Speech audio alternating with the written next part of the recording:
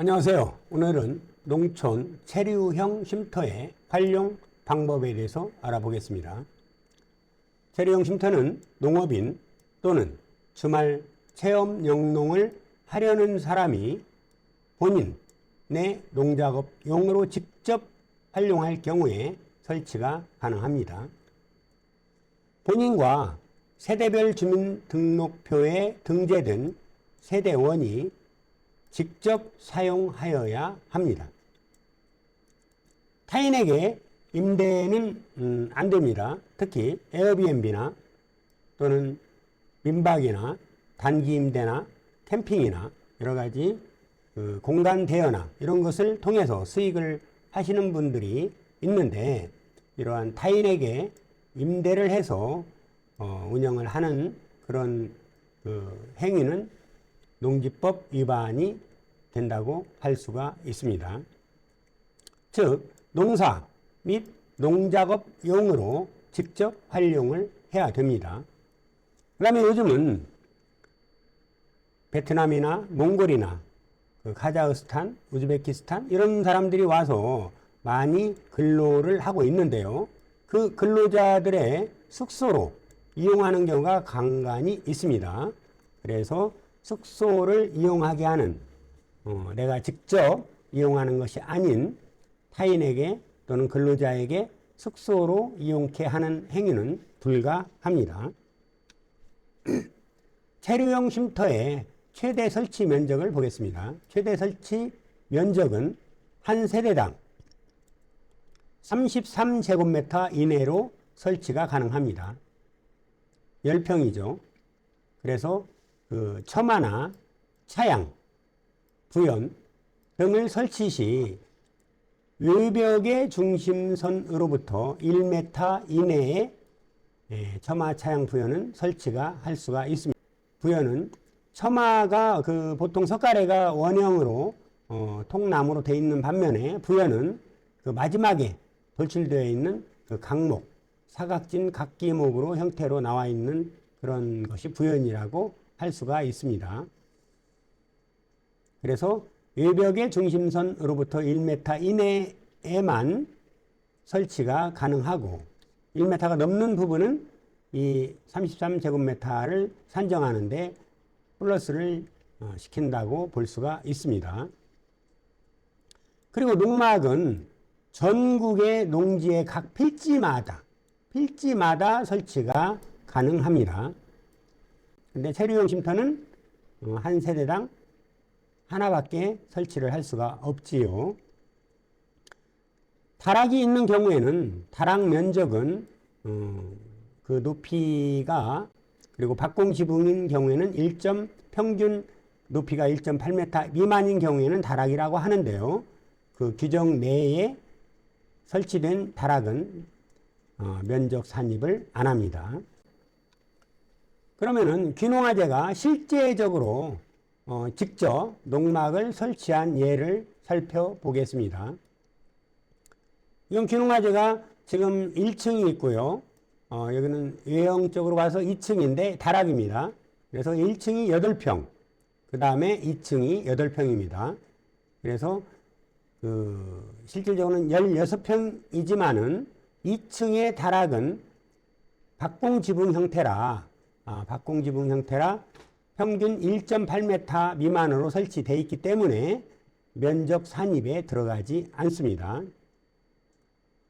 그래서 이 2층 다락 같은 경우에는 평슬랍으로 하면은 1.5m를 넘으면 안 되기 때문에 이 박공지붕으로 해서 가운데 부분은 서서 걸어 다닐 수 있는, 자유자재로 걸어 다닐 수 있는 형태로 하고, 이 가해 부분은 앉아서 밖을 내다볼 수 있는 이런 창을 만드는 형태가 가장 효율적인 형태라고 볼 수가 있습니다.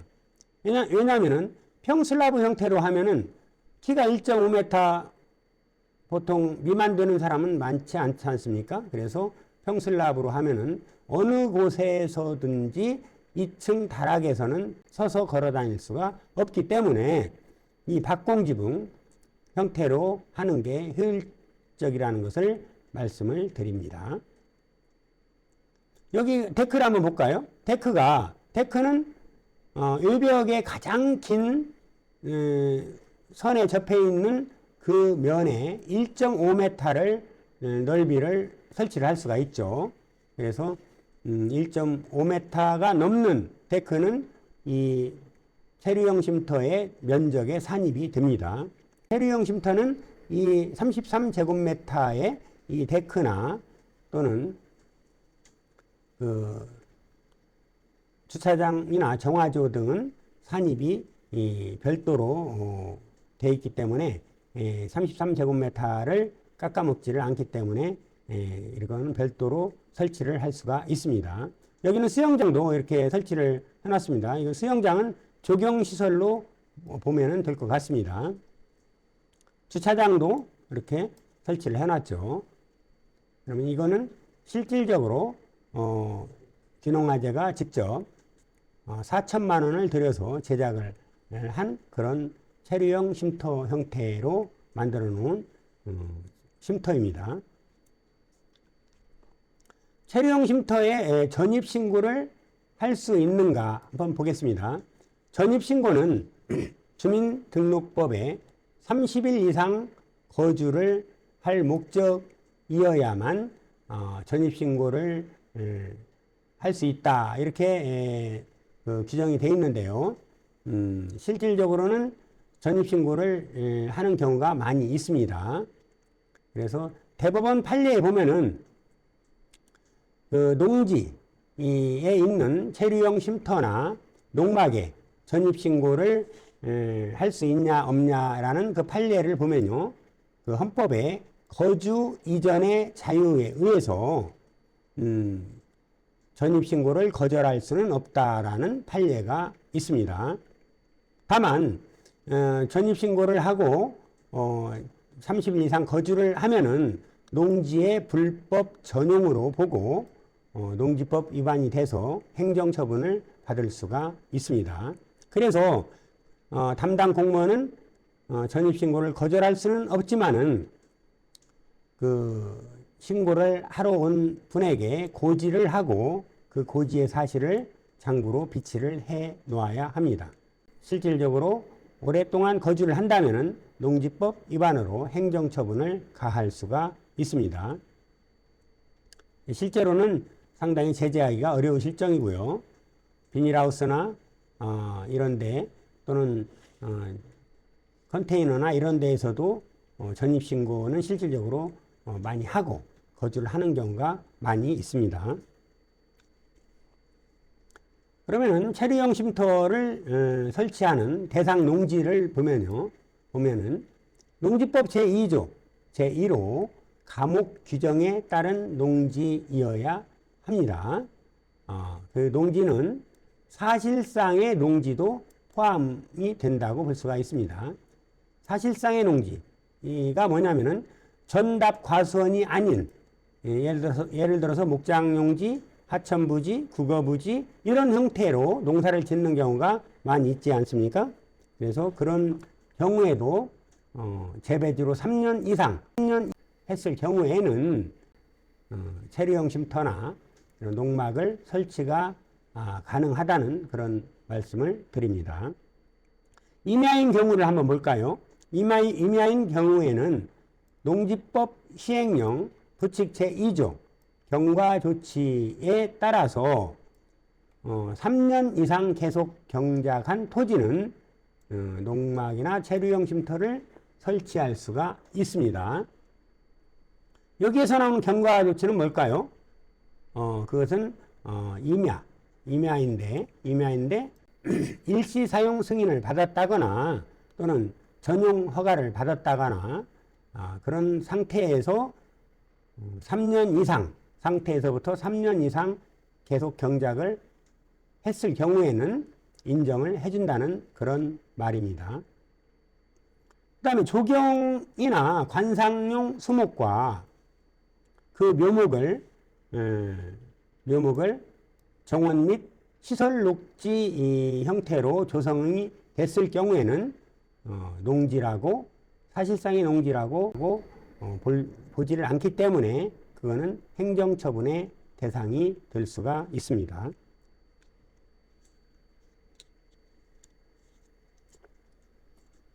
농업진흥구역 안에서와 밖에서 설치할 수가 있는가, 설치 자격이 되는가, 그것을 살펴보겠습니다. 농업인인 경우에는 농업진흥구역에 안이건 밖이건 모두 설치가 가능합니다. 다만 주말 체험 영농 목적인 경우에는 진흥구역 밖에서만 가능한데요. 예의조항으로 농지법 부칙 제2조 경과 조치에 따라 2021년 8월 이전에 주말 및 체험 영농을 목적으로 농업진흥구역 내에 농지를 소유한 경우에는 쉼터 설치가 가능하다고 볼 수가 있습니다. 쉼터 설치 제한 농지를 볼까요? 자연재해 등 위험지구, 위험지역, 방제지군의 농지, 이거는 제한이 됩니다. 그 다음에 자연재해 위험개선지군의 농지, 붕괴 위험지역 내에 있는 농지는 체류형 쉼터를 설치할 수가 없습니다. 그 다음에 개발제한구역, 개발제한구역은 그린벨트라고 할 수가 있죠. 자연공원, 자연공원법에 의해서 지정된 구역, 그 다음에 상수원 보호구역, 이런 데는 농막은 설치할 수가 있습니다. 그렇지만은 체류용 쉼터는 설치가 불가합니다. 기타 지자체 여건에 따라 관련 조례로 설치를 제한할 필요가 있는 지역인데, 이런 경우는 제한이 가능하겠죠. 문화재, 경관을 심히 해친다거나 경관지구 이런 게 있죠. 그 큰 강변이나 또는 아름다운 사찰이나 이런 경우에는 경관지구라고 할 수가 있는데요. 그 다음에 안전 및 자연 환경을 심각하게 훼손할 우려가 있는 지역을 체류형 쉼터는 할 수 없다라고 이렇게 공무원이 허가를 신고를 안 받아도 되는데요. 그거는 반드시 법적인 근거, 조례로서 근거를 두어야만이 제한을 할 수 있다는 그런 말입니다. 네, 여기까지 체류형 쉼터의 활용에 대해서 강의를 하였습니다. 감사합니다. 녹화 중단.